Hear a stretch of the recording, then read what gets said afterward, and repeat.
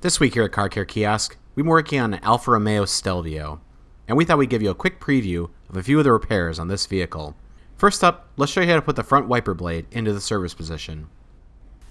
To put the wipers in the service position, you're going to turn the car to the accessory position, turn the vehicle off, and then hold up on the wiper stalk for about 3 to 5 seconds. Blades will go up into the service position.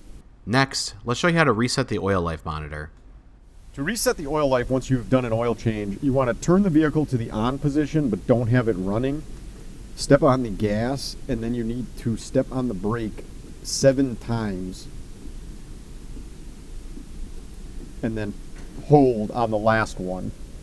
And then hold it, and you should get an indicator after about 5 or 10 seconds that says the oil life is reset. And then just take your feet off, turn the car off, and you're good to go. I'm not sure exactly what it's going to say, but there should be an indicator in your dashboard that tells you that the oil life has been reset. And finally, we're going to show you how to change the cabin air filter on this vehicle. Reach under the glove box. Remove the T25 Torx bolts from the bottom of the glove box. There are 5 Torx bolts to remove. Then, pry the panel down. Reach in and disconnect the connector. Remove one more T25 Torx bolt from this position. Remove one 5mm Allen bolt from this position.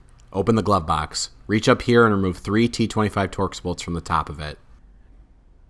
Pull the glove box housing out of the vehicle. Disconnect the bulb at the top of the housing.